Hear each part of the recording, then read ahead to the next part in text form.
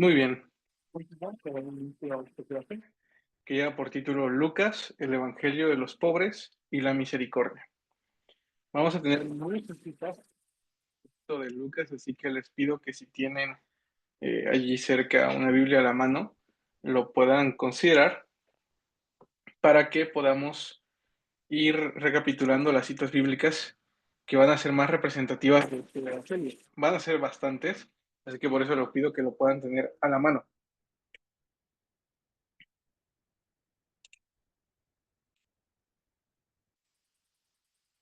El objetivo de esta clase es explorar el Evangelio de Lucas para comprender su visión de Jesús desde la inclusión, la misericordia y con un profundo mensaje acerca de la oración.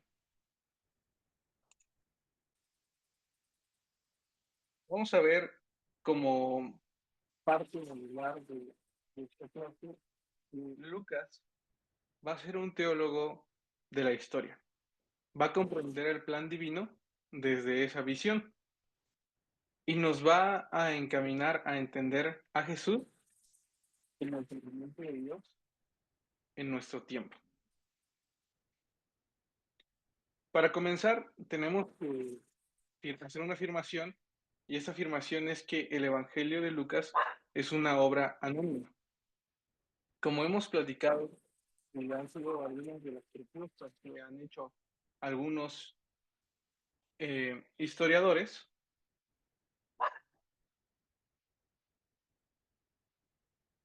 me dicen si se escucha.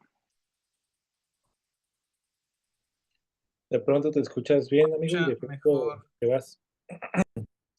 Sí, se escucha mejor así. Absolutamente. Perfecto. Muy bien. Gulacho. Entonces, el Evangelio de Lucas es una obra anónima. De hecho, no solamente el Evangelio de Lucas, sino, como habíamos visto, algunas de las propuestas que se hacían también al Evangelio de Mateo, es que su autoría es anónima.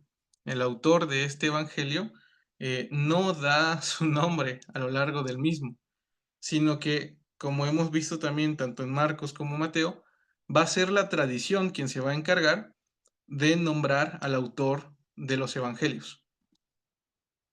¿De dónde obtenemos la primera referencia acerca de que Lucas es el autor de este evangelio?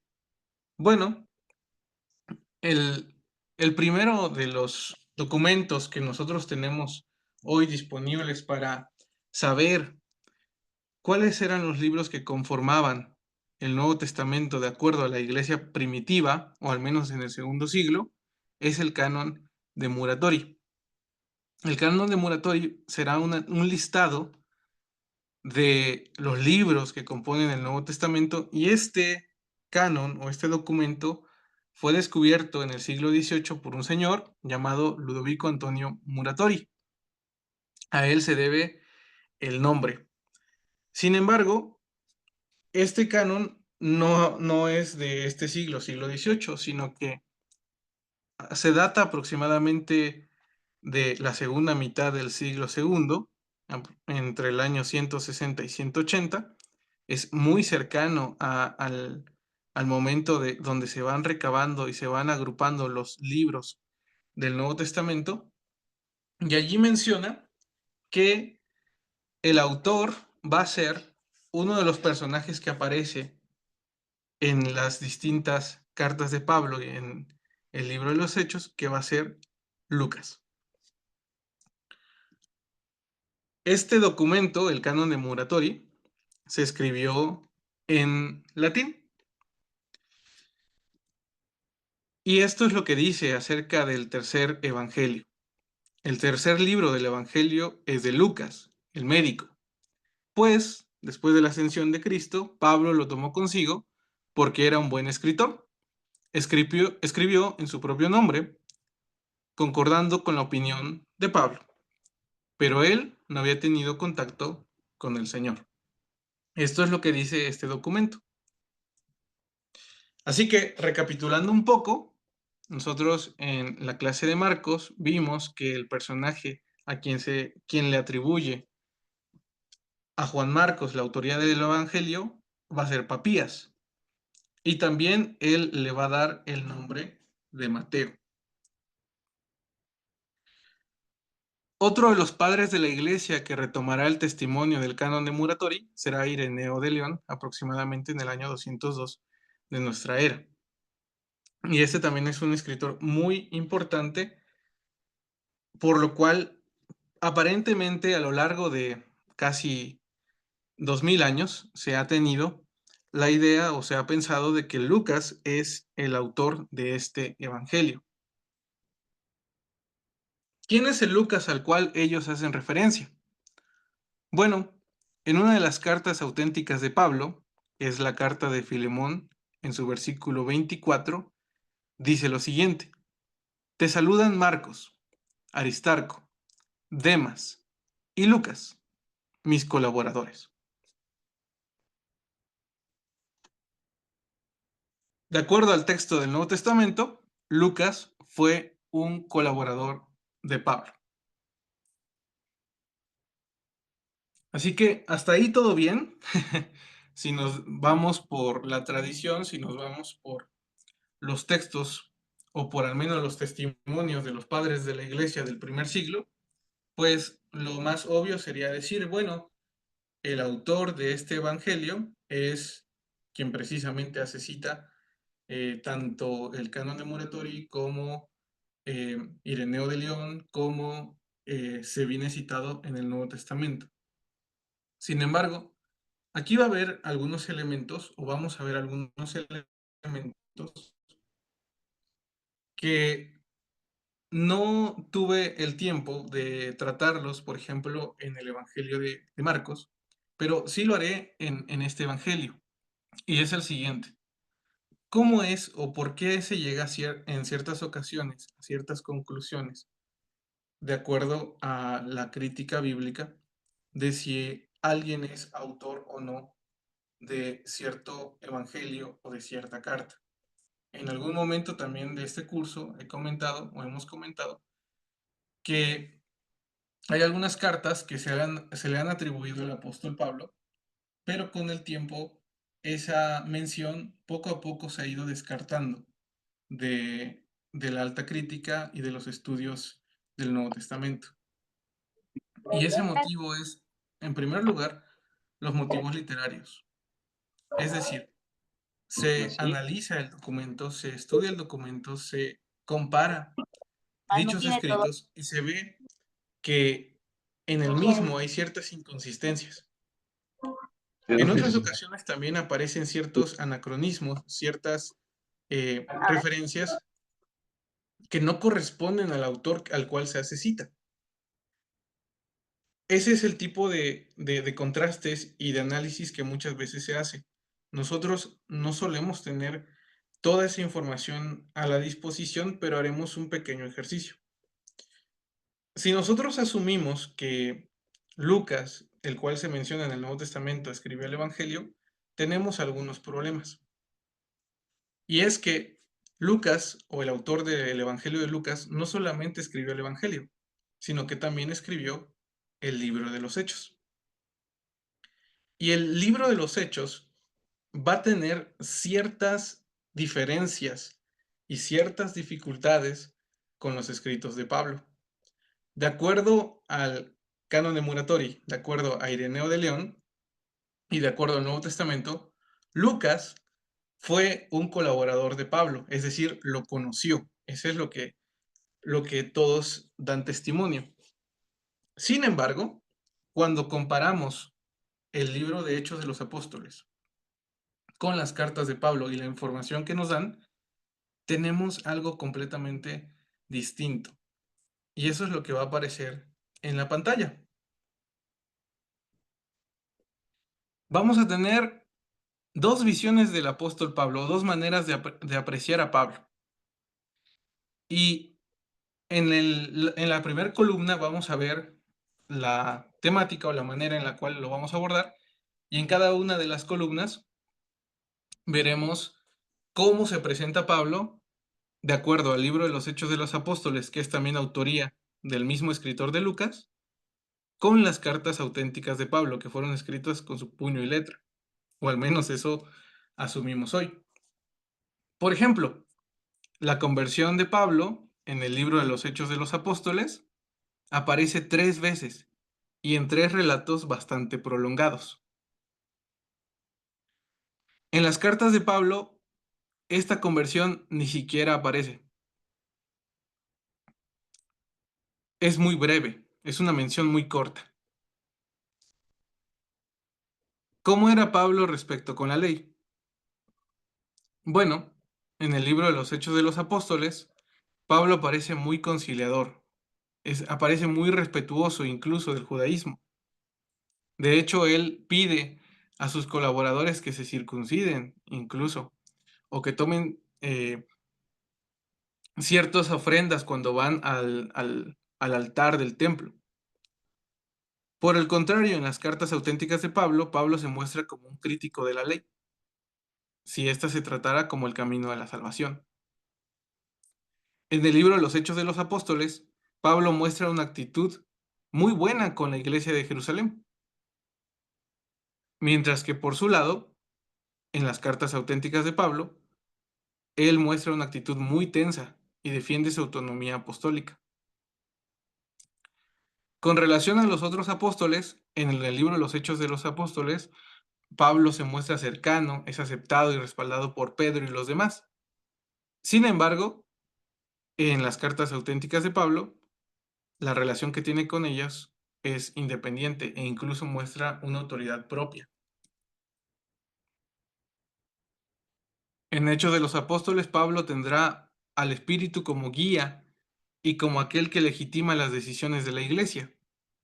Sin embargo, en sus cartas auténticas, Pablo se mostrará al Espíritu como una experiencia íntima del creyente en Cristo. En Hechos, Pablo mostrará el mensaje central que será el anuncio de la salvación universal y su defensa del cristianismo ante el Imperio Romano. Pero en sus cartas será la justificación por la fe, no por las obras. El lenguaje que tiene en el libro de los Hechos es un lenguaje narrativo, pedagógico y poético, mientras que en sus cartas auténticas, Pablo tendrá un lenguaje más teológico, incluso polémico y pastoral. Algo que resalta de diferencias entre las dos posturas que tienen los autores respecto a Pablo es que en los documentos de Lucas eh, y las cartas, la conversión es un tema muy distinto de presentar. Se presenta de una manera muy diferente.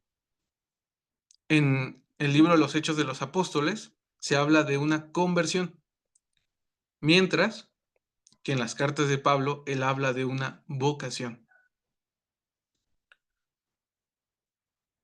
En el libro de los Hechos se ignora por completo la mención de que Pablo fue un prolífico escritor de las cartas. Ni siquiera se menciona que él haya escrito alguna carta cuando escribió bastantes cartas el apóstol. Y por último, ignora algunos colaboradores de Pablo que son muy importantes como lo es Tito y atenúa su disputa con Pedro, a quien el apóstol incluso llegó a catalogar como hipócrita. Eso en Gálatas 2:13. Entonces, si se tratara de un colaborador cercano de Pablo, el autor del libro de los Hechos estaría cambiando bastante la versión del apóstol. De hecho, el libro de Hechos de los Apóstoles va a atenuar, va a ser una visión idealizada de la iglesia. Por lo tanto, derivado a estas y otras más observaciones, los críticos contemporáneos llegan a la conclusión de que Lucas el médico no escribió el, el evangelio que lleva su nombre. Eso es derivado de este tipo de observaciones. ¿Por qué entonces se le da ese, ese nombre o por qué se le atribuye a Lucas la autoría de su evangelio o de este evangelio? Bueno, el motivo es porque como el Evangelio de Lucas y el Evangelio de los Hechos de los Apóstoles, y sobre todo el libro de los Hechos de los Apóstoles, la figura central serán en Lucas, Jesús, y en Hechos, el apóstol Pablo, y me refiero a la figura eh, literaria, sería Pablo, tenía que mostrar a alguien que fuera cercano al apóstol, que hubiera estado presente en sus viajes misioneros. Y es por eso que desde la antigüedad se le atribuyó a Lucas la autoría de este evangelio, para darle mayor veracidad y para darle algún lugar dentro de las comunidades. Sin embargo, pues esto es las conclusiones que llega la alta crítica de hoy. Pero ¿qué podemos saber del escritor del Evangelio de Lucas?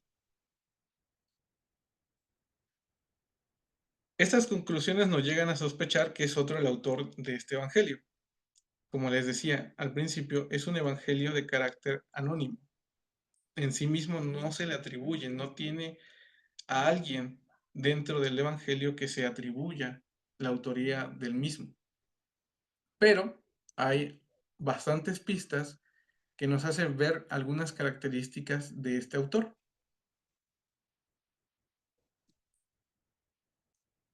En primer lugar, el autor de las obras, tanto del Evangelio como de los Hechos, es el mismo. Es el autor de las dos obras. Por formas, por figuras, por estructuras, van a ser o se va a atribuir al mismo autor las dos obras. Hay algunos que hoy en día también consideran que el libro de los Hechos de los Apóstoles tiene otro autor, sin embargo, no lo vamos a tratar el día de hoy. En segundo lugar, no fue testigo ocular de Jesús. Y esto se debe a que, como vimos en algún momento, Lucas va a utilizar a Marcos como su base. Y si utiliza otras obras como referencia, pues nos da a entender que no fue un testigo ocular de la vida de Jesús. En tercer lugar, nos muestra que no era alguien que haya nacido en Palestina.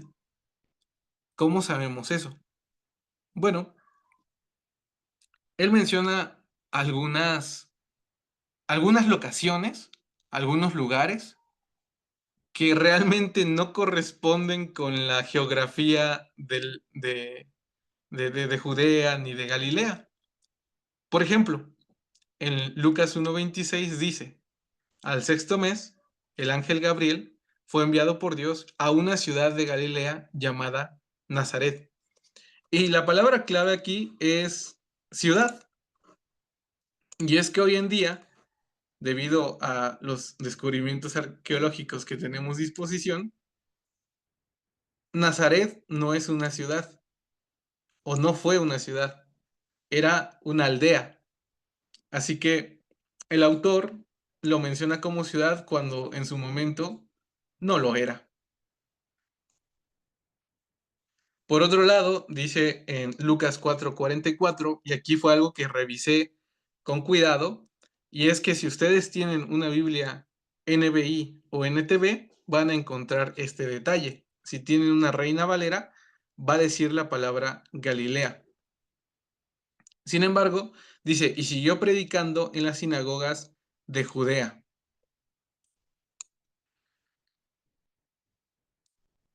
Y lo curioso es que de acuerdo al relato, él se encontraba en Galilea, no en Judea. Es decir, confunde las locaciones. Si alguien tiene una Biblia NBI, ¿me puede confirmar lo que estoy diciendo? ¿Para qué? Y una Biblia Reina Valera, si alguien la tiene a la mano, podrán ver.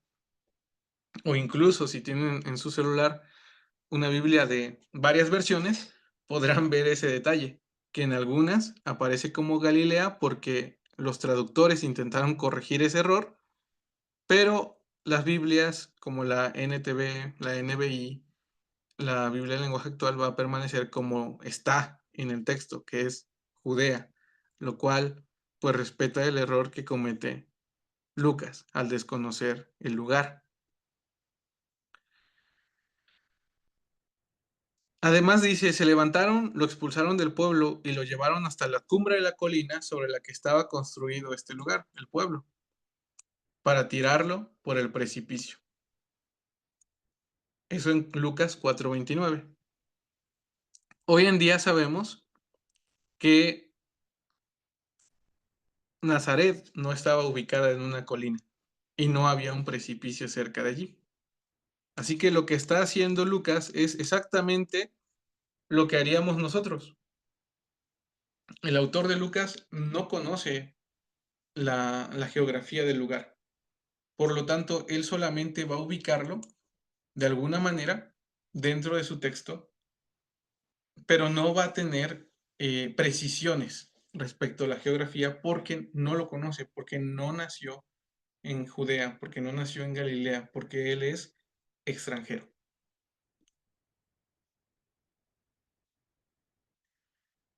Por lo tanto, eso nos lleva a la siguiente conclusión. No era judío, sino que era de origen pagano. ¿Y cómo podemos también deducir esto?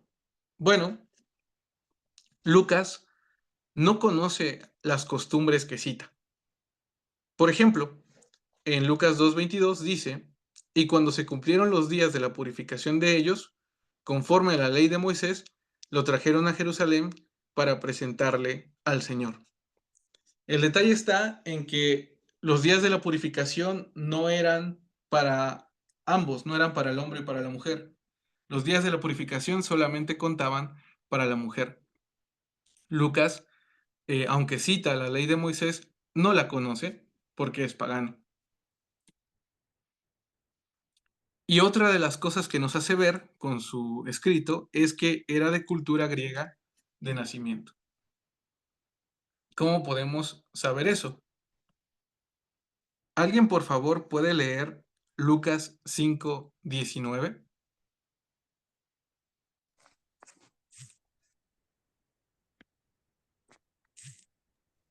Amén, hermano. Pero, Adelante. pero no hallando cómo hacerlo a causa de la multitud, subieron encima de la casa y por el tejado le bajaron con el techo, poniéndole en medio delante de Jesús. Muchas gracias, hermana. Aquí va a haber un detalle un tanto curioso que nosotros probablemente vamos a pasar por desapercibido. Y es precisamente, ¿recuerdan cuando surgió la pregunta por qué Jesús aparece como carpintero en las versiones que tenemos? Y cuando mencionamos que lo más adecuado era que fuera un artesano o un constructor. Y es porque los traductores, e incluso ahora vemos que los mismos evangelistas, a veces van a trasladar ciertas características de sus lugares de origen al relato bíblico. Y ustedes dirán, bueno, aquí donde menciona eso. Y está en la palabra tejado. Sí lo pueden ver ahí en el texto. Dice que ellos removieron el tejado. Y lo que hoy sabemos es que en Galilea las casas no tenían tejado. Las casas eran de barro y tenían una pequeña abertura en la parte de un costado para que cuando con el tiempo las aguas fueran deshaciendo ese techo, alguien pudiera subir por una escalera y pudiera repararlo, pero no tenían tejado. Las tejas la utilizaban los griegos y los romanos. Así que el autor nos está delatando con ese pequeño detalle que él no conoce Galilea, que él no es oriundo de allí, y nos da algunas pistas de su origen. Entonces, esos pequeños detalles que les decía hablan más de los autores, hablan más de los copistas que de la historia que se lleva a cabo. Otro detalle como este va a aparecer en Lucas 7:14.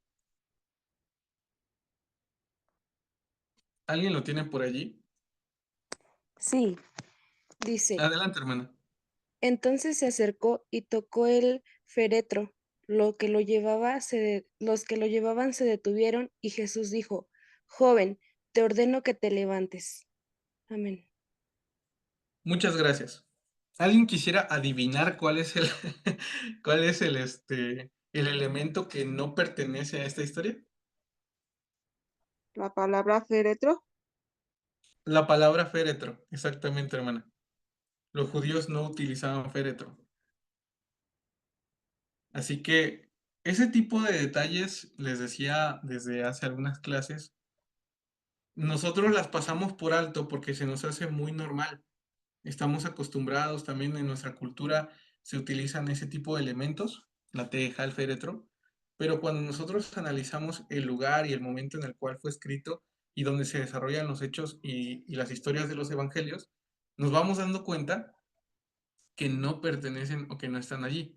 Nuevamente, nos dan más pistas o nos delatan más el origen y la pertenencia del autor.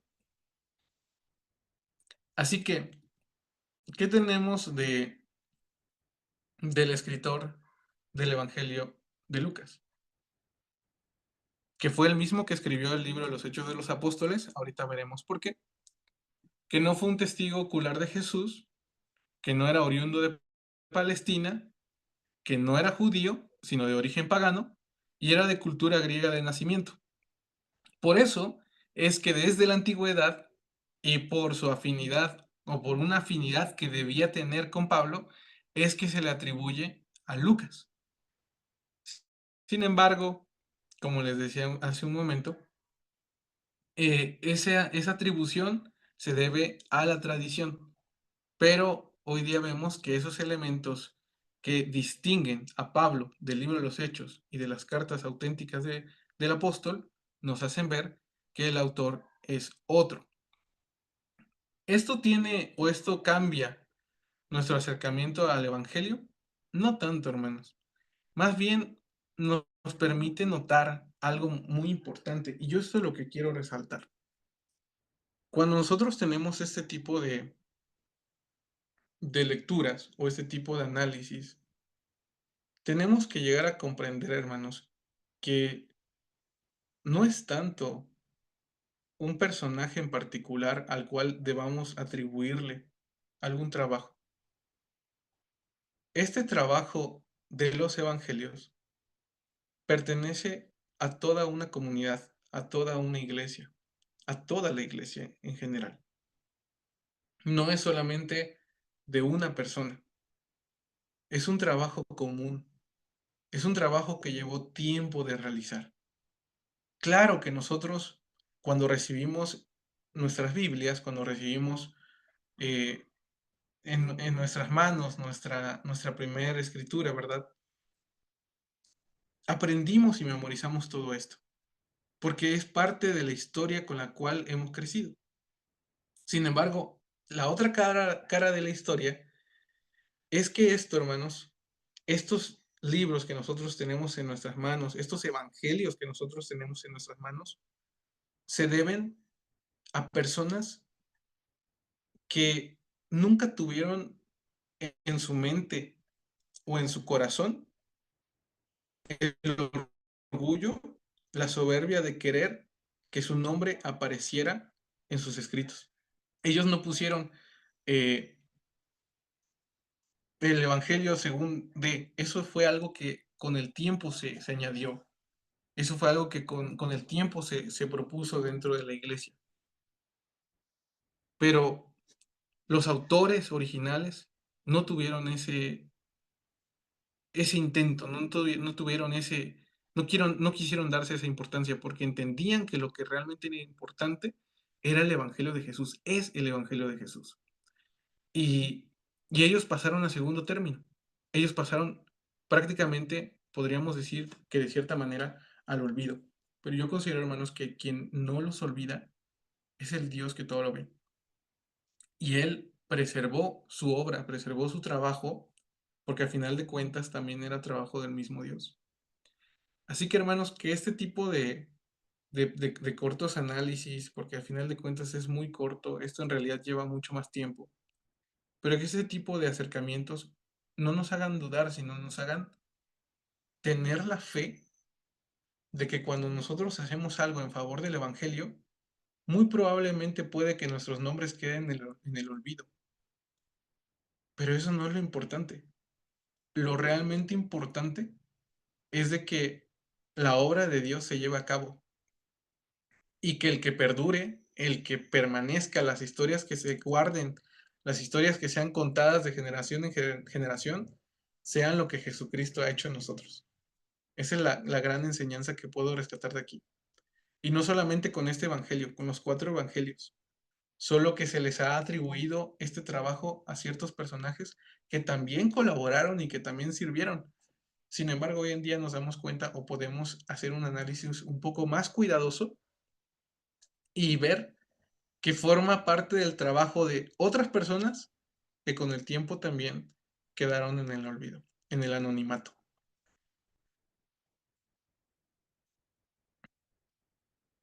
Este Lucas, o el autor de Lucas, hermanos, va a depender su escrito, va a depender su texto. En primer lugar, como vimos en la clase de la composición de los evangelios, va a depender de los testigos oculares, de la primera generación, de la primera fase de la composición de los evangelios. En segundo lugar, va a depender de los servidores de la palabra. Y por último, va a depender su texto de muchos otros. Esos muchos otros también no se les da nombre, simplemente se le coloca en la misma lista. Esto, hermanos, nos da a nosotros la pista de cuándo se escribió este evangelio. Jesús en el evangelio de Lucas anuncia 2 veces la destrucción de Jerusalén, y esto ocurre en el año 70, Lucas 19 y Lucas 21. ¿Cómo supo Jesús de esta destrucción? Esto no muestra que Jesús conoció la destrucción de Jerusalén, sino que Lucas conoce la destrucción de Jerusalén, es decir, ya ocurrió este evento, y da detalles que solo pudieron escribirse después de los hechos. Lucas 19, 41 al 44 dice: Al acercarse y ver la ciudad, lloró, diciendo: Vendrán días sobre ti en que tus enemigos te rodearán de empalizadas, te cercarán y te apretarán por todas partes, y te estrellarán contra el suelo a ti y a tus hijos que estén dentro de ti. Esto que dice Lucas, hermanos, ocurrió tal cual cuando la ciudad de Jerusalén fue destruida. El escritor judío Flavio Josefo da testimonio de eso y muestra cómo miles y miles de judíos en la destrucción de Jerusalén fueron empalizados y fueron golpeados contra el suelo, y la destrucción fue terrible. Es decir, Lucas está narrando los hechos que ya ocurrieron. Por ejemplo, en Marcos dice: Cuando vean la abominación de la desolación erigida donde no debe, los que estén en Judea huyan a los montes.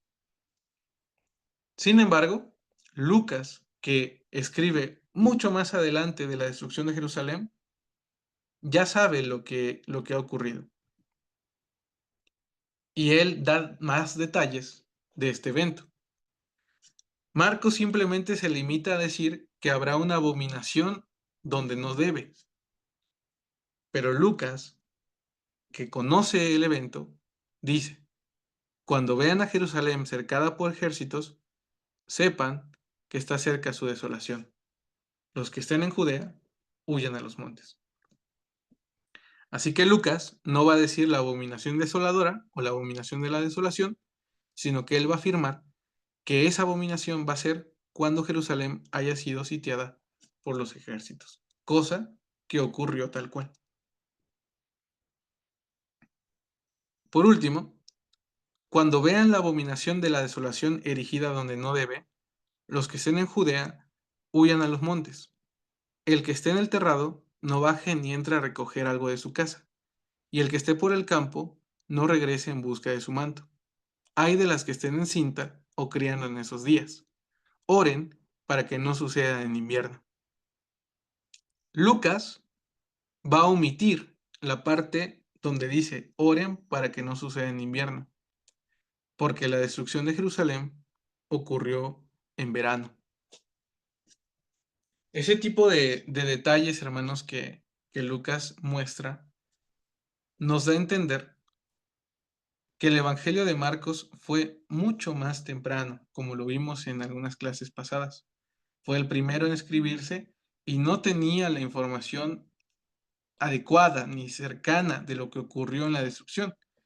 Sin embargo, Lucas, que escribe mucho más adelante, aproximadamente entre los años 85 y 90, o algunos lo colocan un poco más adelante, ya tiene esta información, la sabe y la añade a su evangelio. La otra pregunta que queda por responder es, ¿dónde se escribe este evangelio? Algunos van a proponer que este escrito haya sido en Roma, igual que Marcos, otros que sea en Antioquía de Siria, como lo atribuyen también a Mateo, otros dirán que en Éfeso, otros dirán que un escritor itinerante. Sin embargo, lo más probable es que este escrito haya surgido en las iglesias y en las comunidades de Grecia. ¿Por qué? Como les comentaba hace un momento, el escritor de Lucas, además de que nos delata que su origen no es judío, también delata algunas características dentro de su evangelio que nos hacen ver de dónde proviene. Por ejemplo, en primer lugar, va a ser uno de los evangelios que más, o mejor dicho, el que más se va a enfocar en la infancia de Jesús. Aunque Mateo también lo hace, Lucas se va a ir un poco más atrás incluso y va a hablar acerca del nacimiento de Juan Bautista. Comienza su evangelio con la infancia y la juventud de Jesús, propio de la biografía griega. 2. Muestra a Jesús dando lecciones durante los banquetes a la manera de los sabios griegos que lo hacían también de esta forma en un simposio. Lucas presenta 15 veces a Jesús comiendo y enseñando. Y es algo que a mí me encanta de Jesús, que siempre aparece comiendo, siempre lo vemos en una mesa sentado. Y eso es algo maravilloso de él. De ellas, 14 proceden de la fuente propia de Lucas o son redaccionales. Y como veíamos hace algunas clases, Lucas va a tener un material que no va a compartir con nadie más, es exclusivo de él. Y de esas 15 veces, 14 van a ser exclusivas de Lucas. 3. No quiere mostrar a Jesús sufriente en la pasión, contrario a Marcos. Recuerdan que Marcos muestra a Jesús sufriendo demasiado, lo muestra solo, lo muestra abatido hasta la muerte, lo que coincide con el rechazo del helenismo de pintar los sufrimientos. Ahora, también hay otro motivo, y es que Lucas va a ser el evangelio de la misericordia, y lo vamos a ver más adelante. Él no va a enfatizar tanto el sufrimiento, sino que él va a enfatizar más la misericordia. En Hechos, dice que el único lugar en donde Pablo viaja, movido por una revelación divina, es a Grecia. Y es que cuando Pablo estaba en Macedonia, dice que tuvo una visión cuando Pablo estaba en Asia Menor, tuvo una visión donde un macedonio se le presenta y le dice, ven y ayúdanos. Eso es lo que dice Hechos 16, del 9 al 10. Así que esas son las características de el escritor de Lucas. A pesar de que no podamos hoy en día afirmar que es Lucas el médico que acompañó a Pablo, pero lo que sí sabemos es que tiene muchas características que se le asemejan y por eso se le atribuyó el evangelio a este personaje. Y dentro de ellas es que es el mismo autor de Hechos. En segundo lugar, que no conoce la geografía de Galilea ni de Judea porque él es extranjero, él es gentil. Tiene en su evangelio las mayores referencias hacia los extranjeros, además de presentar estas características que vemos en pantalla, muy propias de los griegos. Y lo otro que también vimos es que escribe posterior, muy posterior a la destrucción de Jerusalén. No es como hoy en día que, por ejemplo, un evento ocurre en este momento y si abrimos Twitter o abrimos las redes sociales, inmediatamente podemos saber lo que está pasando. En la antigüedad no era así. En la antigüedad tardaban 10, 20 años en darse a conocer los detalles. Así que Marcos nos muestra que no los conoce del todo, sabe algunas cosas, pero no todas a detalle. Pero Lucas sí. Lucas sí nos muestra a detalle la destrucción de Jerusalén y eso nos da a entender que ya ha pasado algo de tiempo. Entonces, del año 70 en adelante está este escrito. Muy probablemente, como les decía, entre el 85 y el 90. Y también la parte que nos dice que él cita o que él tuvo que recurrir a varios testigos, no solamente los oculares, sino también los que acompañaron a la palabra y también otros de ellos. Así que nos da a entender que el texto ya es muy tardío respecto a los eventos de Jesús. Eso es lo que podemos saber del autor de Lucas. Ahora, ¿a quién va dirigido?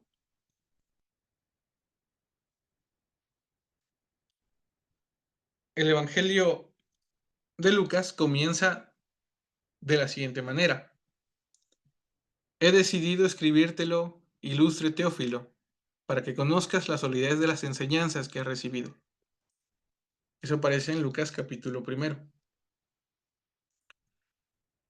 La palabra Teófilo, del término teos, Dios, y fileo, amar, significa, o una traducción adecuada sería Teófilo, amado por Dios. Y muchos autores han sugerido entonces que en realidad no se trata de una persona en sí, sino de que todos aquellos que son o somos amados por Dios, mejor dicho, que todos aquellos que somos amados por Dios somos destinatarios de este evangelio. Y es un acercamiento muy, muy bello de parte de los autores. Hay otra postura y es que la palabra que utiliza el escritor de Lucas, que es ilustre, es el griego kratistos. Y kratistos también aparece en Hechos 23-26 y se refiere a Félix. Esta otra postura sugiere que, como en la antigüedad era muy complicado, muy complicado financiar un texto tan largo como lo era Lucas,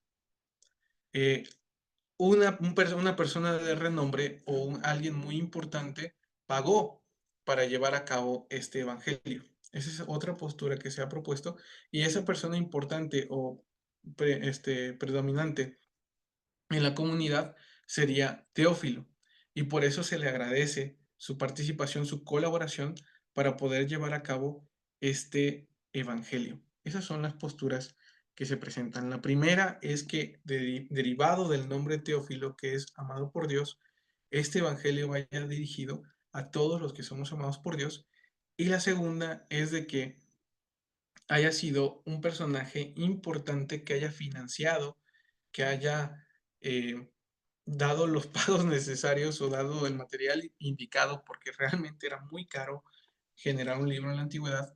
Así que este personaje fue el que lo, eh, lo pagó, por así decirlo. Esa es otra postura. Sin embargo, la que de alguna manera une ambas, o me parece la más adecuada, es que el Evangelio de Lucas en sí va dirigido a la comunidad de Teófilo. No tanto a una persona en particular, aunque se le da ese nombre, ese lugar, pero va más que nada dirigido a una comunidad. Esta comunidad es conocida por Lucas, el autor de Lucas, debe conocerla muy bien, si no, no se explicaría de la manera en que lo realizó. Probablemente esta comunidad estaba en alguna parte de Grecia, donde también vivía el autor. Y es que el análisis interno del Evangelio de Lucas nos aporta algunos datos y algunas características de esta comunidad. Y vamos a ver cómo era la comunidad a la cual va dirigido este evangelio. En primer lugar, vemos que a esta comunidad se le tiene que explicar algunos detalles. Y es que, como les decía, Lucas demuestra que no conoce la geografía del lugar, como también nosotros lo vimos en la primera clase, desconocemos ciertos detalles que son importantes, pero se atreve a dar algunos detalles que no son tan precisos, pero por ejemplo, las unidades de medida delatan el tipo de comunidad al cual va dirigido. Aquel mismo día, dice, iban 2 de ellos a un pueblo llamado Emaús, que distaba 60 estadios de Jerusalén. Él hace el intento de darles una referencia a su comunidad y lo hace en sus unidades de medida.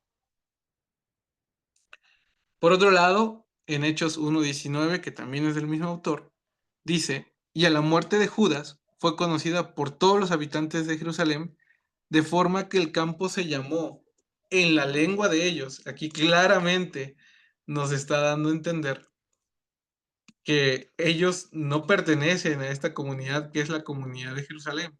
Ellos pertenecen a otra comunidad, tanto que lo llama la lengua de ellos. El campo se llamó en la lengua de ellos Aceldama, que es decir, campo de sangre.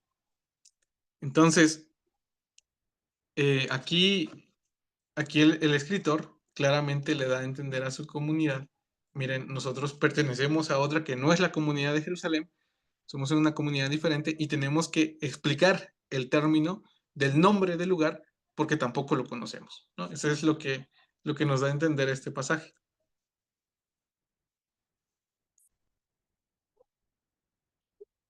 Lucas va a eliminar palabras arameas que se encuentran en Marcos, porque no las ve necesarias, e incluso busca otras palabras para referirse a los lugares. Por ejemplo, no va a decir Boanerges, no va a decir Talita Kum, no va a decir Rabí, no va a decir Osana, no va a decir Getsemaní, sino aquí lo va a cambiar por lugar. Aquí no va a decir Abba, sino va a decir Padre, y no va a decir Gólgota, sino que va a decir Calvario. Y las pocas palabras que conserva del arameo las va a traducir, como acabamos de ver. El campo se llamó en lengua de ellas, es decir, campo de sangre. O en Hechos 4:36, José, llamado Bernabé, que significa el hijo de la exhortación. O en Hechos 9:36, que dice, había en Jope una discípula llamada Tabita, que significa gacela. Así que, nuevamente, el escritor delata su origen. Por este motivo, la belleza o la particularidad del Evangelio de Lucas es que será el Evangelio que dará mayor apertura a los gentiles. ¿Por qué?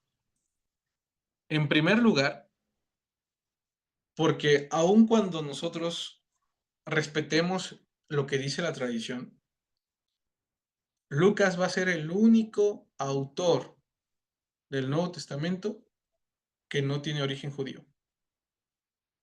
Es el único autor que no tiene origen judío. Aunque sea Lucas el colaborador de Pablo el médico, va a ser la única pluma que no es judía del Nuevo Testamento.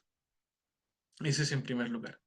En segundo lugar, va a ser el escritor, va a ser el autor con mejor griego de todo el Nuevo Testamento. Y por último, estas características de que se dirige a una comunidad gentil hará que este evangelio tenga términos y tenga historias que no van a aparecer en los demás evangelios, solamente van a aparecer aquí y van a resaltar la preocupación de Dios por los demás pueblos.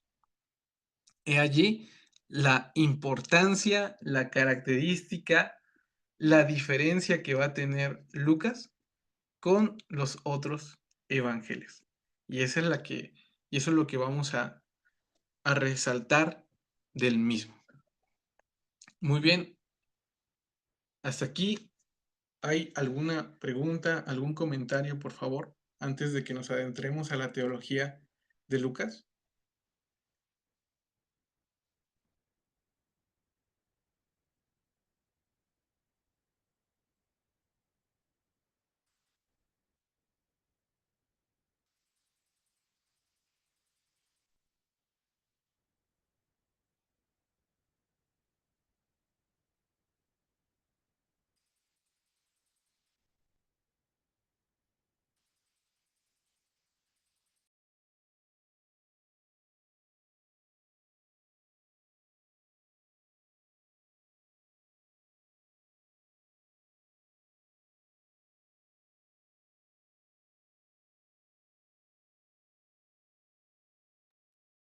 Debe ser que todo bien. O están más confundidos todos.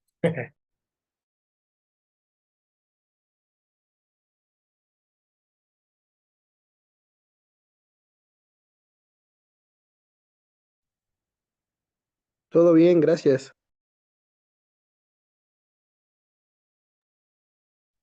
Si quedaron confundidos, también pónganlo en el chat, así de, oigan, no entendí nada.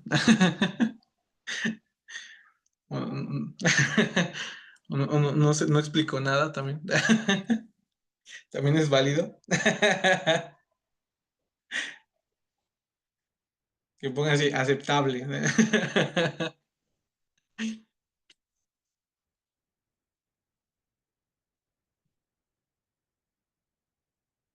Créanme que en esta parte sí hasta me pongo nervioso porque hay algunas afirmaciones que quizá pueda realizar que si no las hago con cuidado podemos puedo llevar yo alguna carga conmigo, ¿no? Porque puede que no las haya dado o no las haya explicado de una forma adecuada. Sin embargo, si me dicen que todo bien, pues yo sigo. Y quería que quedara claro esta parte para que ya me perdí después de que comenzó de la, de la diapositiva 2. Nos perdimos después de la portada, entonces regresamos. Regresamos. Muy bien.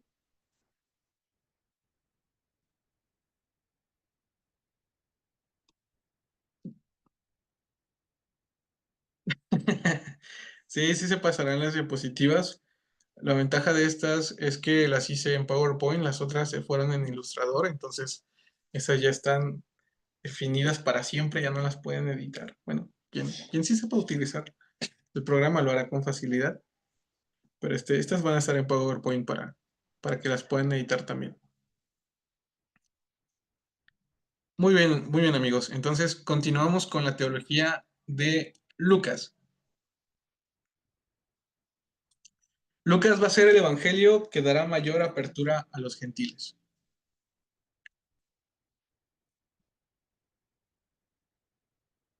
Vimos en la clase anterior con nuestro amigo Anuar que Mateo, Mateo va a estructurar la genealogía de Jesús de tal manera que el nombre David eh, aparezca una y otra vez, el número 14. Porque para Jesús, o mejor dicho, para Mateo, Jesús es necesario presentarlo como el hijo de David. Sin embargo, en Lucas no. En Lucas vemos una genealogía muy diferente y lo que va a resaltar aquí es que no va a ser David a quien se le dé la paternidad de Jesús, sino va a ser que Jesús es el hijo de Adán. No será David, no será Abraham, será el hijo de Adán. Y por lo tanto dice Lucas, hijo de Dios. ¿Alguien tiene por allí Lucas 3? Y si podemos leer ese versículo, el 37 al 38, si me ayudan, por favor. Sí.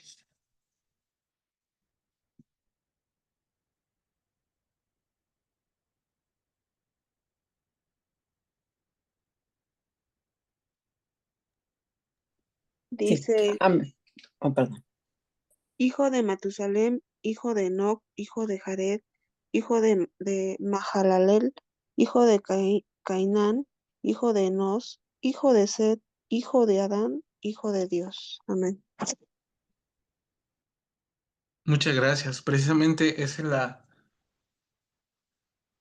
es la intención, el cuidado que tiene Lucas, y es presentar a Jesús no solamente como hijo de David, no solamente como hijo de Abraham, es decir, no solamente pertenece al pueblo judío, sino que remonta a Jesús o la genealogía de Jesús hasta Adán, es decir, el Mesías no es solamente Mesías de Israel, sino que es Mesías de la humanidad entera. Así lo entendían los lectores.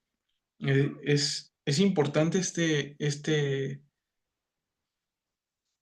acercamiento, porque como veíamos con Anuar, Mateo va a tener esa intención particular de mostrar a Jesús como el nuevo Moisés, como el hijo de David, y él va a hablar, Mateo, precisamente a una comunidad que la entiende en ese código y en ese contexto.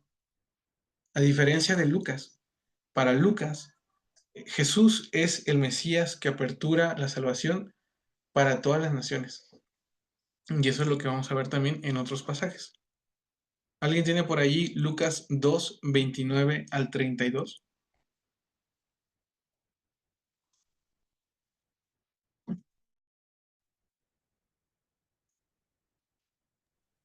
Sí, amén, hermano. Amén.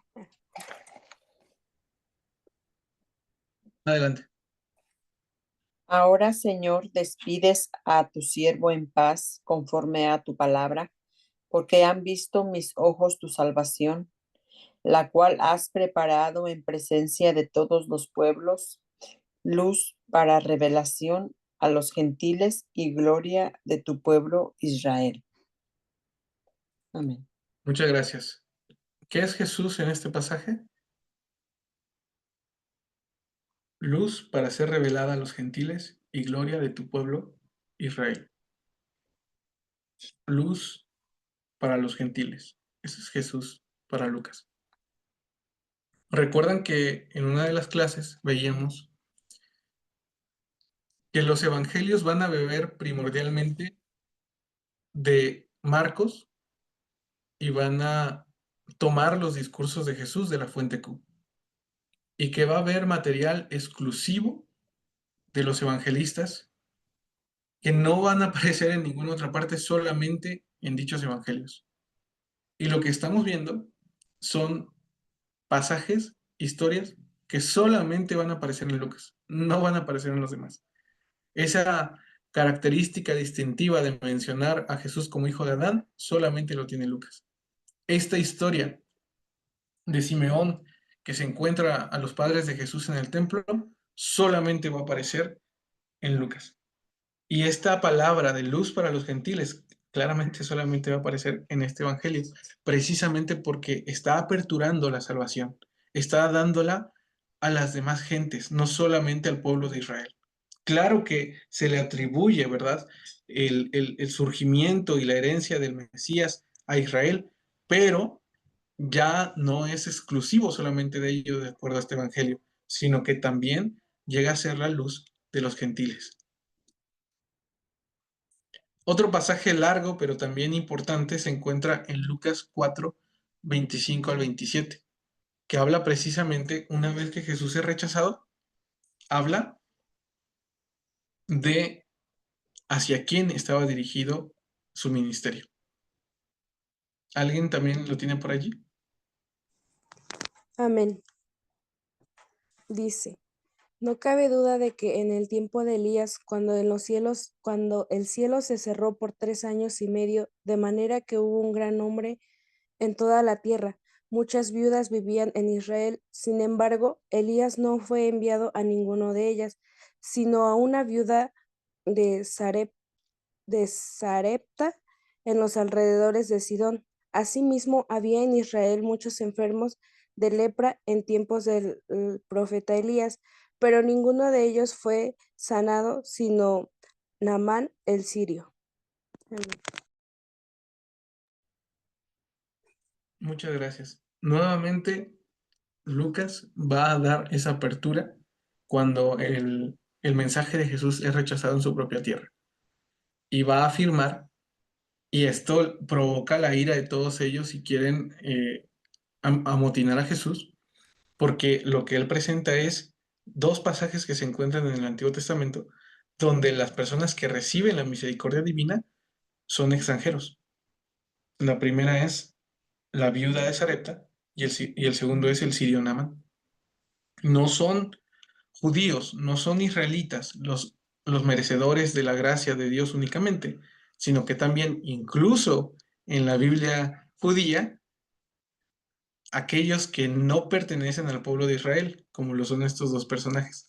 Jesús los utiliza de acuerdo a Lucas en su mensaje como respuesta al rechazo que recibe, y lo que propone es que el Evangelio de Dios, el reino de Dios, sea aperturado para las naciones. Otra de las características importantes de este Evangelio, o que le dará mayor importancia, es que va a poner, va a preponderar, va a poner en primer lugar la misericordia. Será el Evangelio que dará mayor importancia a la misericordia, a diferencia de los otros. Y hay varios pasajes que hacen algunos cambios, que hacen algunas diferencias. Por ejemplo, el primero de ellos es la palabra que aparece en Mateo 5:48. Jesús dice en ese pasaje, sean perfectos, como su Padre en los cielos es perfecto. Sin embargo, Lucas lo cambia, lo transforma.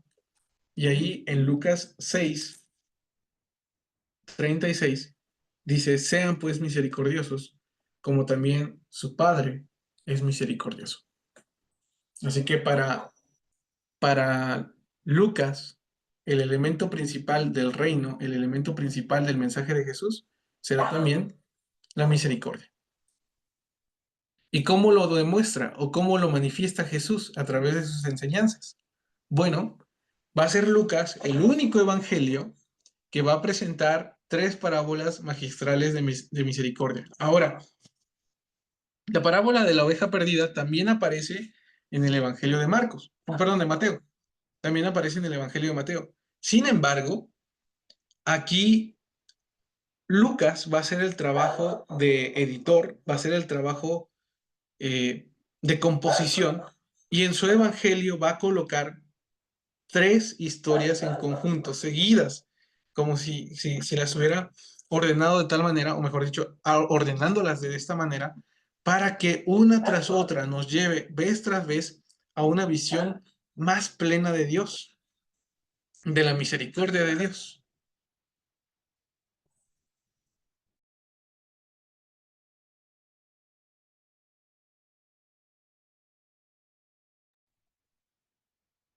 Así que en la primera parábola va a presentar a Dios como un pastor que va en búsqueda de las 99, que deja las 99 y va en búsqueda de aquella oveja que se ha perdido. Ahora, en estas 3 parábolas, Jesús va a poner a Dios, va a manifestar a Dios como algo que no era bien visto en aquel momento. Los pastores no eran los personajes eh, más respetados del momento. De hecho, muchas veces eran considerados como ladrones, eran mal vistos, y por otro lado era el trabajo que muy poca gente quería hacer, que se le otorgaba precisamente a los de menor rango. Dios es como un pastor que va en búsqueda de la oveja perdida y deja las 99 en su lugar. Otra afirmación fuerte que va a hacer Lucas, muy fuerte, y aquí espero que nadie salga inmediatamente después de esto, es que, según Lucas, Dios es como una mujer que busca la moneda perdida. Dios es como una mujer que busca con alegría lo que el mundo considera insignificante, y no como cualquier mujer. Lucas muestra a Dios como una mujer que vive sola, y esto en tiempos bíblicos era dramático, drástico, porque muy pocas mujeres vivían solas y eran solamente las viudas, las mujeres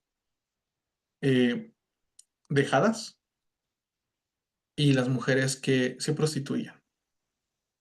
Así que nuevamente Lucas va a tomar un elemento que no está bien visto en su cultura y Dios se muestra como este personaje que busca con alegría lo que los demás han dado por perdido, aunque sea una diminuta moneda. Pero lo que me llama la atención de esta parábola es que dice que cuando encuentra la moneda, llama a sus amigas, a las que viven junto con ella, y, y hacen todo con gozo.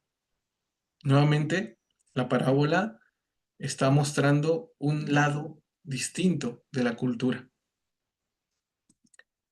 Y creo que todos hemos leído, hemos reflexionado acerca de la parábola del hijo pródigo, o mejor dicho, o mejor debe ser llamada como la parábola del padre que ama, un padre amante. Y es que Dios es como un padre que sale a recibir a su hijo, que no espera que le pida perdón, sino que incluso lo cubre con su manto. En esta parábola, Dios hace todo lo que un padre en su tiempo, un padre judío, no haría. En primer lugar, no recibiría al hijo que le derrochó la herencia. En segundo lugar, es un padre que sale al encuentro. Esto no tiene similitud en las historias del tiempo, porque precisamente los padres tenían el mayor rango de honor en las casas y no era él el que debía salir al encuentro, sino tenía que llegar el hijo hasta su presencia. Por el contrario, el padre sale corriendo y eso es otra de las cosas que no está permitida en aquel momento, porque como estas personas utilizan túnicas, las túnicas se levantan con el movimiento y se podía ver la desnudez. Y ver la desnudez de un padre era un sinónimo de vergüenza, y eso dice el texto. Por otro lado, dice que el padre se lanza a él, lo abraza, lo besa, cosa que no hacían los padres. Eso era más común de las mujeres. En tiempo bíblico eso era muy mal visto de un padre. Por otro lado, dice que le ponga la mejor vestidura, y la mejor vestidura de una casa era la vestidura del padre. Se quita el anillo, se lo pone, lo restituye. ¿Y por qué Jesús cuenta esta historia? ¿O por qué Jesús cuenta estas historias? Jesús no justifica el error del hijo porque o espera que haya cambiado. Es más, según la historia, el hijo venía con un discurso preparado para decírselo a su padre: Padre, pecado contra el cielo y contra ti. Sin embargo, el padre le dice: tranquilo, no continúes, le impide continuar. Lo abraza, y noten esto, lo abraza porque la misericordia de Dios siempre va a ser más grande que nuestros errores. Para Lucas, la misericordia divina siempre va a estar por encima de cualquier situación, de cualquier característica, incluso de nuestras normas sociales, de nuestras normas éticas, de nuestro lugar, de nuestro honor, porque la misericordia de Dios va a estar por encima de cualquier cosa. Dios va a priorizar, va a preponderar, va a tener en su corazón, en primer lugar, misericordia por nosotros. Siempre. Y va a omitir todo lo demás con tal de que nosotros estemos por fin en casa del Padre. Yo creo muy firmemente que esas tres historias a veces ni siquiera nosotros los cristianos nos la creemos. Nosotros estamos, siento yo, por lo que incluso yo a veces experimento, siento que estamos más acostumbrados a ver un Dios de justicia, ver un Dios de castigo, que ver a un Dios misericordioso. Y eso es algo que tenemos que cambiar. El Dios que aparece en la Biblia es un Dios justo, sí, porque está en contra de la opresión, porque está en contra del sufrimiento, porque está en contra del dolor que causan otras personas por encima de los más débiles, pero va a ser un Dios precisamente que, preocupándose por los débiles, va a mostrar misericordia. Y ese es el Dios que amamos. Por otro lado, vean cómo Lucas va a poner también estos ejemplos de misericordia divina. la mujer pecadora que llora a los pies de Jesús. Lucas 7, 36 al 50. Es un pasaje largo, sin embargo quiero rescatar esta parte. Jesús la defiende frente al fariseo y le dice, se le ha perdonado mucho porque ha amado mucho. Nuevamente la misericordia prepondera al juicio. Otra parábola de misericordia, la parábola del buen samaritano. En la parábola del buen samaritano, lo que vamos a encontrar va a ser a dos personajes que van a priorizar su estatus y su religiosidad.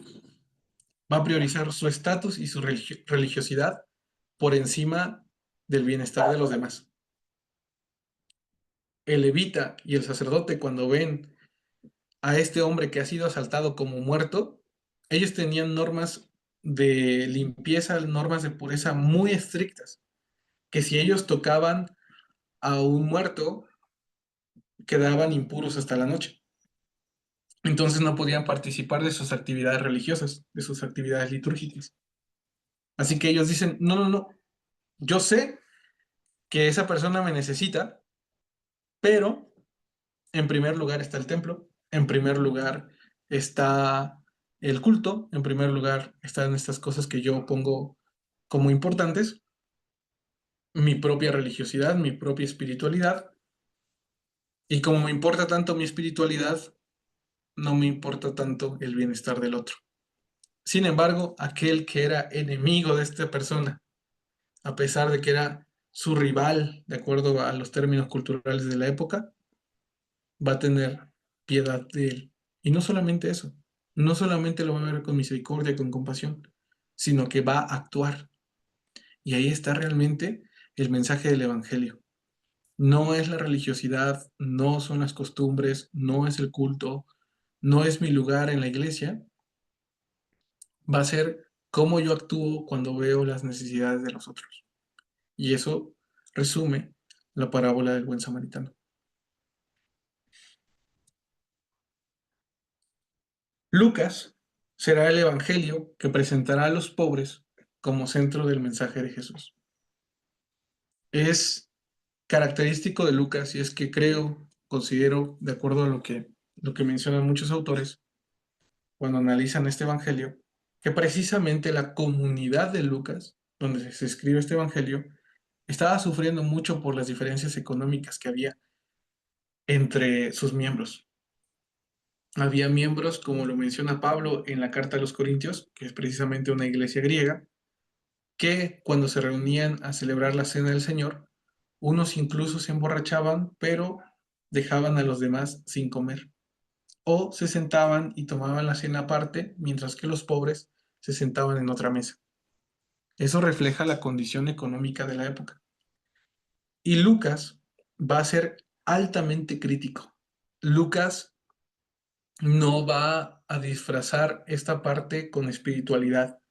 Él va a quitarlo, lo va a dejar a secas y va a mostrar la realidad de su comunidad y también de muchas de nuestras comunidades.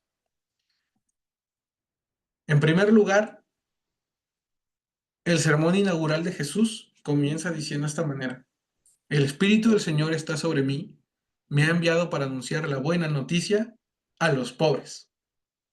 Eso dice Lucas 4:18. Así que no habla de una pobreza espiritual, sino que habla realmente de una pobreza incluso material y física. La primera declaración pública de Jesús solo va a aparecer en Lucas. Como les decía, esto estamos analizando material que solamente aparece en Lucas. Presenta a Jesús como un profeta enviado a los marginados. El Evangelio comienza y termina con una referencia clara. Los pobres son los primeros destinatarios del reino. A diferencia de Mateo, Lucas va a decir: felices los pobres, porque de ustedes es el reino de Dios. Lucas 6:20. Mateo va a añadir pobres en espíritu. Lucas, sin embargo, sin matices, dice los pobres. No es, por lo tanto, una espiritualización del término, sino es una realidad profética. Y la profecía, queridos amigos, hermanos, la profecía no se trata de predecir el futuro. La profecía se trata de anunciar los abusos que se están cometiendo durante el momento y de anunciar que Dios está preparando su reino, reino donde ya no habrá todas esas injusticias. Y por lo tanto es necesario que haya un cambio de mente, un arrepentimiento, una metanoia. Así que, ¿cuál era la realidad de la época donde se están desarrollando los evangelios? Un claro y marcado, una clara y marcada diferencia de clases sociales, donde los pobres son realmente pobres, hasta el término esclavos. Entonces, Jesús no está hablando solamente en términos espirituales, sino está hablando realmente en términos que las personas pueden entender. Y es lo que están viviendo día a día. Y por lo tanto, también va a anunciar algunas condenas. Los ayes son condenas, son anuncios casi de muerte. Hay de ustedes los ricos, dice Lucas 6:24. Entonces, tanto da por sentado que el evangelio y el reino son de los pobres, como también anuncia que hay castigo sobre aquellos que han tomado el camino inadecuado de abusar de las personas, de maltratarlas, de quitarles la dignidad solo por el extracto social al que pertenece. Y esas van a ser las imágenes críticas de Lucas. Una de las imágenes más fuertes que aparece dentro de los evangelios va a ser la parábola del rico y Lázaro. Y como decía uno de mis profesores, la parábola del rico y Lázaro no es una parábola del más allá, es una parábola del más acá.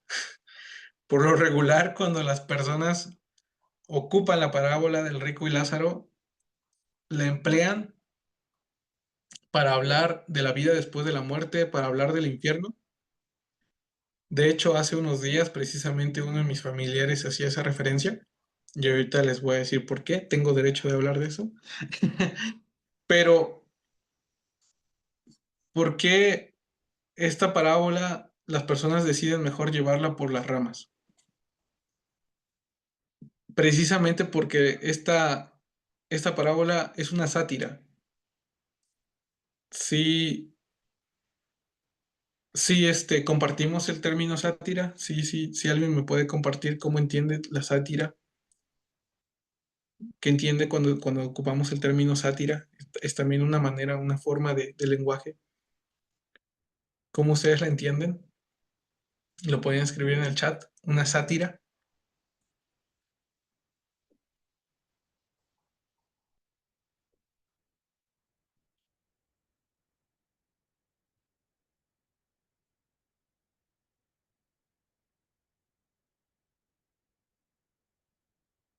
La pueden buscar en Google.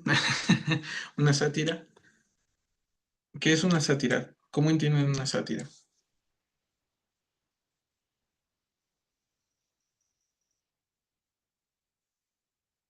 Es como, o sea, es una historia, pero se ocupan cosillas como para ridiculizar a algo, o sea, de manera sutil, no sé, yo creo. Y a veces no tan sutil. Sí, Pero ¿verdad?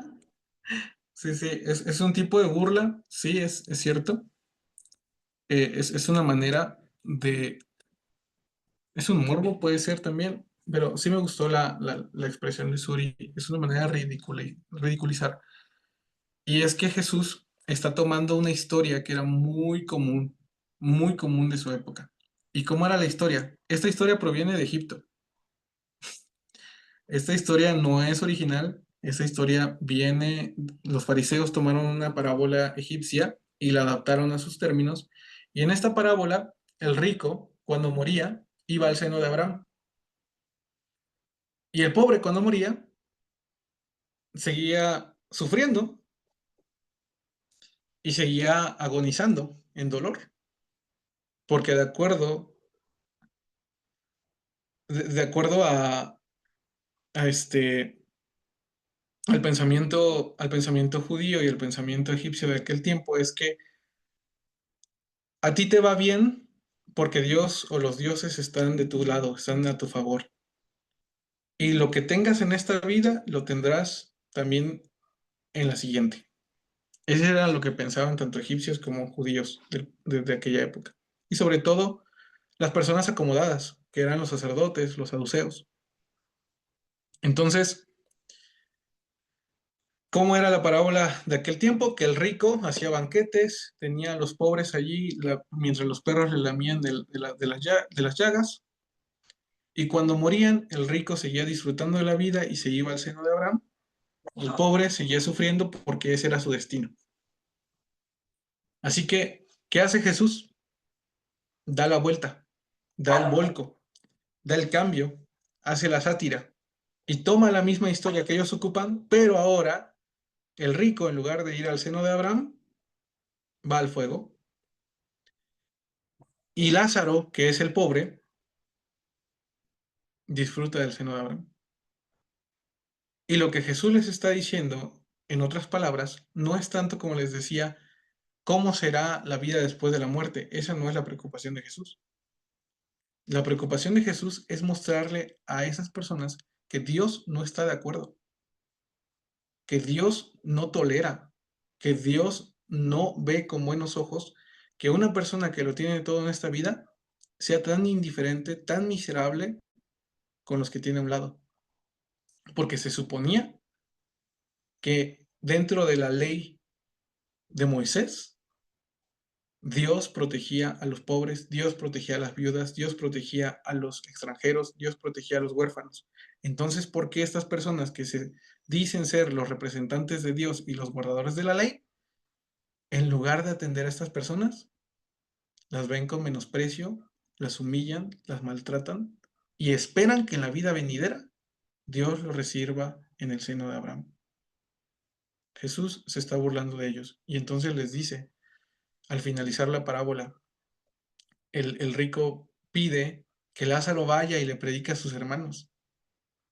Y Jesús, a través de esta parábola, les dice, a Moisés y a los profetas tienen. Así que esa es la sátira de Jesús. Está ocupando precisamente, como ven en los comentarios, este recurso para expresar, ¿verdad? A través de este humor, de una crítica. Y es eso lo que está haciendo Jesús. Está juzgando, no juzgando, está colocando los términos adecuados del reino. Y en los términos del reino, Dios está a favor del necesitado, está a favor de Lázaro.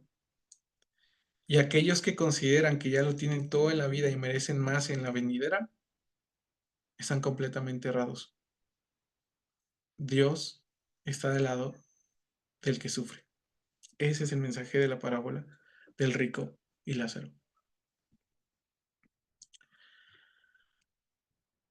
Otra imagen de crítica será la limosna de la viuda pobre. En esta historia, que también podría ser como una parábola, pero más bien simplemente pone el reflejo de la situación de aquella época. Llegaban muchas personas, entregaban cantidades fuertísimas con tal de hacer sonar el cofre. Hacían lo más posible para que las personas vieran que estaba depositando una cantidad fuerte de dinero, mientras que una viuda pobre con una monedilla entra y la coloca. Y Jesús dice, ella ha dado más que el resto, porque todos han dado lo que les sobra, mientras ella ha dado todo lo que tiene. Nuevamente Jesús, en una época donde, como en la parábola del buen samaritano, la gente priorizaba, colocaba en primer lugar el bienestar o su lugar dentro del templo, dentro de la religión. Jesús dice no. No porque quieras llamar la atención con tus grandes cantidades o grandes sumas de dinero vas a estar en primer lugar en el reino. En realidad, incluso aquel que ha dado poco, pero lo ha dado todo, ese ocupa el lugar de honor para mí. Y ese es Jesús. Y por último, la lectura que les pedí que realizaran es el canto de liberación de María, es el Magnificat. Y en el canto de María, Dios va a invertir la historia. Va a ser en labios de una joven, va a ser en labios de una mujer, va a ser en labios de quien la cultura de su tiempo considera como insignificante, a través de la cual Dios será exaltado. Y en Lucas 1, 52 al 53, me gustaría que alguien, por favor, le diera lectura. De hecho, mencionamos versículos anteriores para que lo pudiera hacer. De hecho, desde el 46 hasta el 53, si alguien quiere darle lectura, lo puede hacer. Adelante.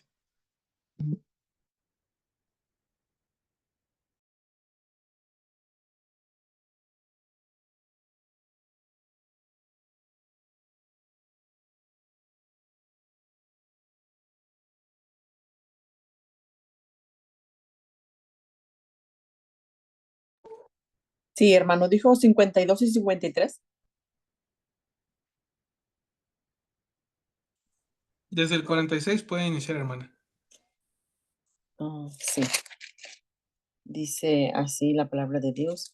Entonces María dijo, engrandeceré mi alma al Señor y mi espíritu se regocija en Dios mi Salvador, porque ha mirado la bajeza de su sierva, pues he aquí, desde ahora me dirán bienaventurada todas las generaciones, porque me han hecho grandes cosas el poderoso, santo en su nombre, y su misericordia es de generación en generación a los que le temen.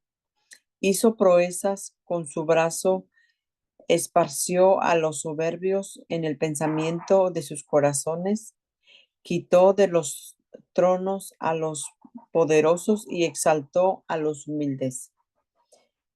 A los hambrientos colmó de bienes y a los ricos envió vacíos. Amén. Muchas gracias, hermana. Y por eso les mencionaba en el texto que les envié, que al leer este pasaje nosotros entenderíamos la teología de Lucas.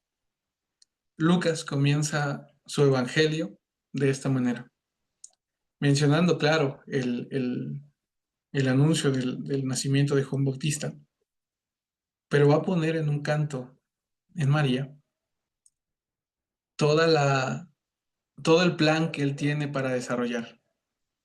De aquí en adelante, de este capítulo en adelante, todas las historias que hemos visto se van a centrar principalmente en cómo Dios, si ustedes lo pueden notar, todas las historias que vimos, todas, la parábola del buen samaritano, la parábola de la oveja perdida, la parábola de la moneda perdida, la parábola del padre, la parábola incluso del juez injusto. Hay tantas parábolas que ni siquiera mencionamos que aparecen en Lucas. El sermón de la montaña, el encuentro con los caminantes de Maús, todas esas historias que son singulares, que son particulares de Lucas, que solamente vamos a encontrar en este evangelio, tienen esta mirada profética. El rechazo de Jesús en su ciudad, en su aldea, el rechazo de Jesús en su aldea, que es Nazaret, la respuesta que él tiene para con las personas, la resurrección del hijo de la viuda de Naín. Cada historia que va a aparecer en este evangelio tiene ese propósito, que Dios ha quitado a los poderosos de sus tronos y ha levantado a los humildes, ha derribado a los poderosos y a los hambrientos los ha colmado de bienes y a los ricos envió con manos vacías. Y termina diciendo ese pasaje, recibió a Israel su siervo, acordándose de la misericordia. Entonces, son tres elementos particulares, distintivos del Evangelio de Lucas, que no vamos a encontrar tanto en los demás, pero que con este evangelio basta. Y es, en primer lugar, el que Dios se ha acercado a las demás naciones de la tierra. Y en esas nos incluimos nosotros.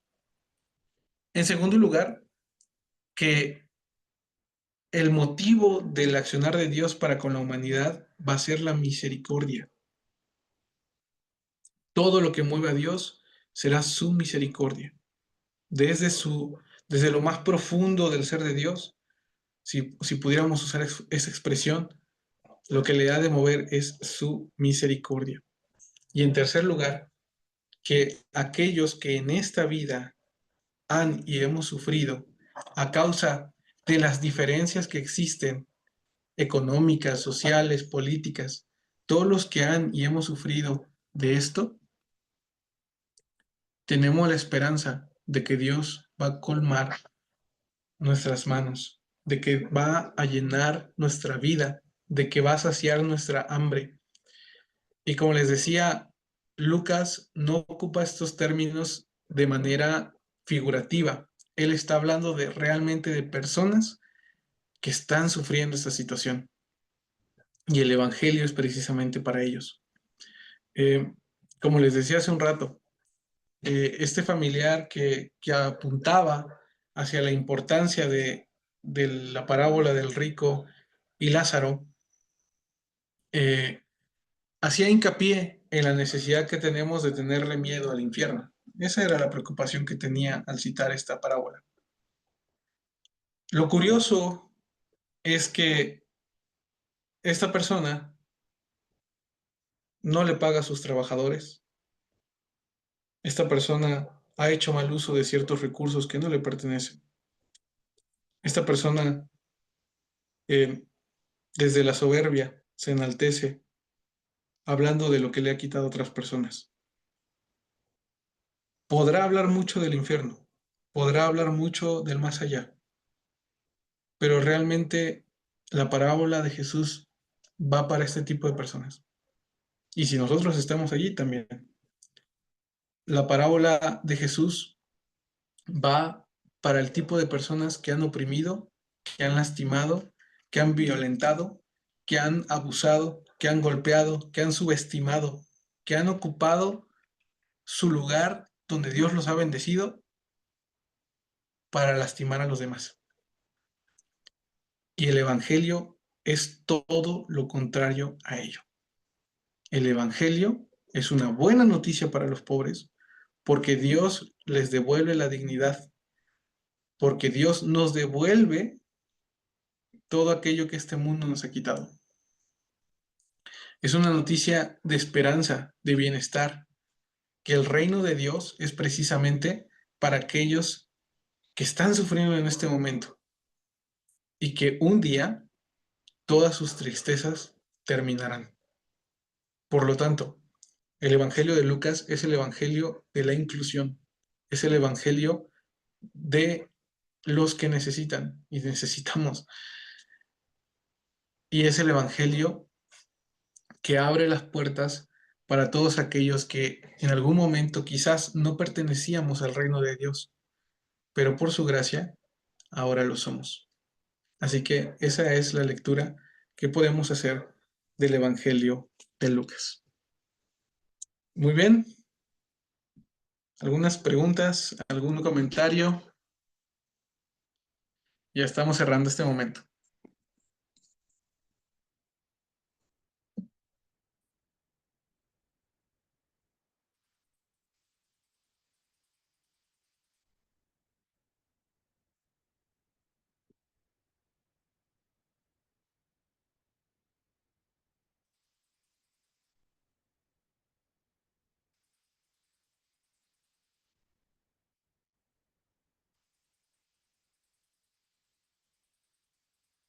Sin duda alguna, es el Evangelio que más nos confronta.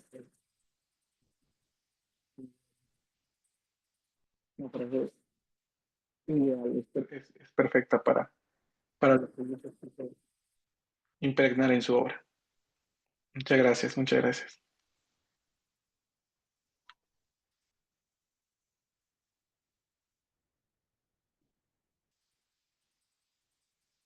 ¿Alguien más? Si a alguien le ha dejado algo este momento de reflexión, de lectura de Lucas, lo puede. Te estás cortando un poco, amigo.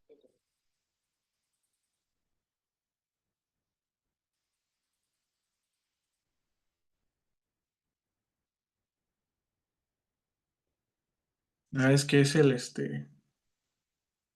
audífono. Yo creo que ya no. Ah, les comentaba que si alguien más tiene algún comentario o alguna reflexión que les deje esta lectura de Lucas, lo puede expresar. Muchas gracias, Edgar. Nos confronta qué tan misericordioso soy con mi prójimo en lo espiritual y en lo material, sin duda alguna.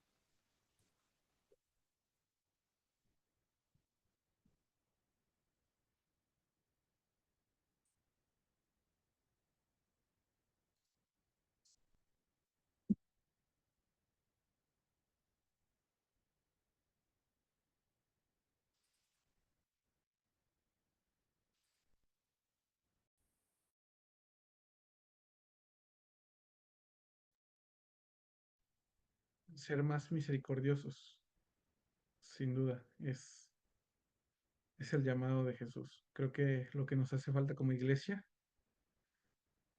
es que comencemos a ver a los demás de la manera en que Jesús los ve y de la manera en que Jesús nos ve. Así que, sin duda, es el mensaje que Lucas nos quiere compartir y lo que debemos llevarnos en el corazón.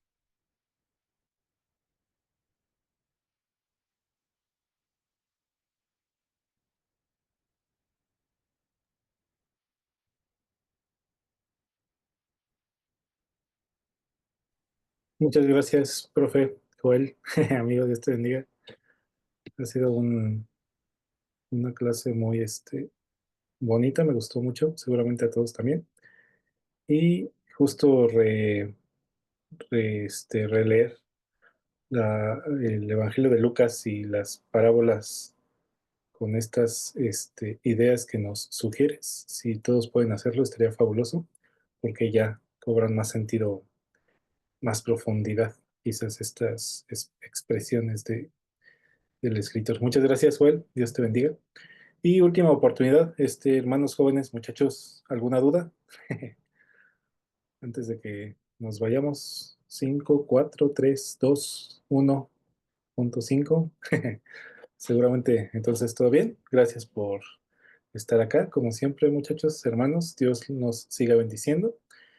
Y pues nada, eh, que descansen. Un abrazo. Dios les bendiga. Y si Dios quiere, nos vemos el jueves para la clase número 7. Bendiciones.